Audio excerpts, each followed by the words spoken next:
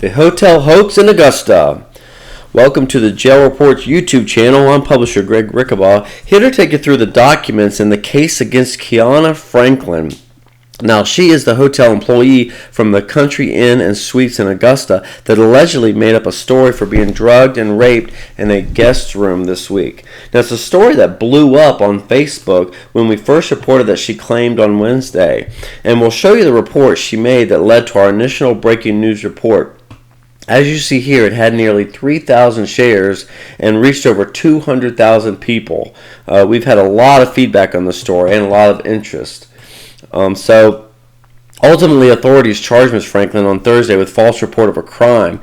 So what happened in this case? Well, we've got the documents, but first let's show you where this hotel is.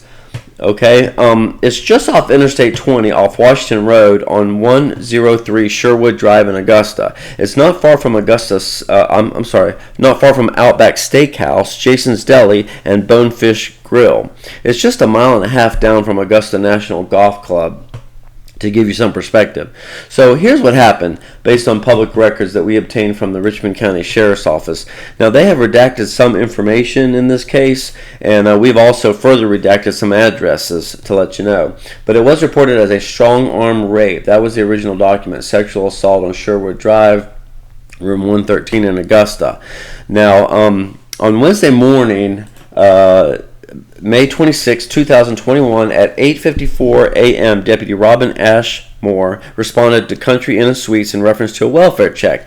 The officer met with the manager, Mr. Parimal, who said he was trying to contact a man who had been renting room 113. Now, the Sheriff's Office has blacked out that name, the suspect's name here. You can see him described as 6'4", 6'5", white male, brown hair.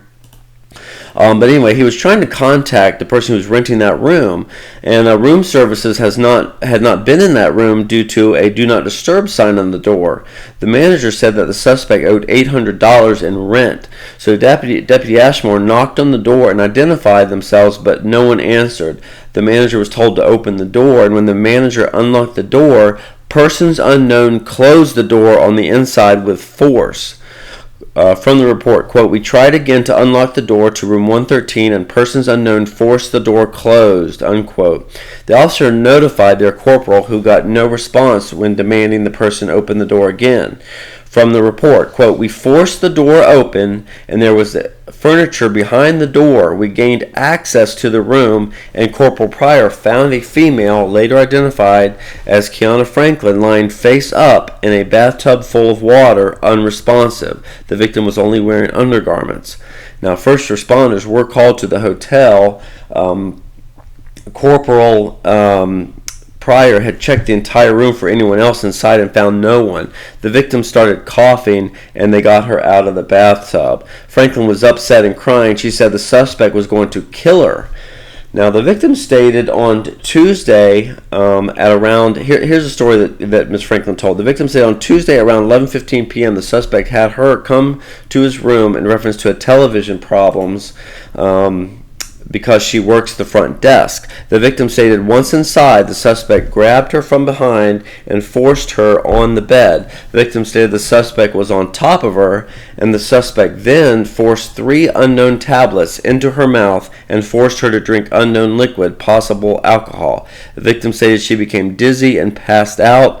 When she woke up, she was bleeding, and she said the suspect raped her. Now, that's her story.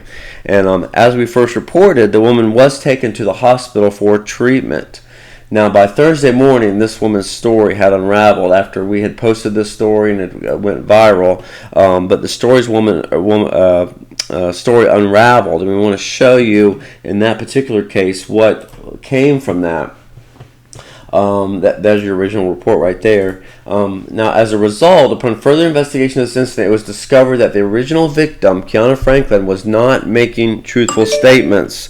The statements made by Franklin were not supported by video evidence or physical evidence located during the investigation.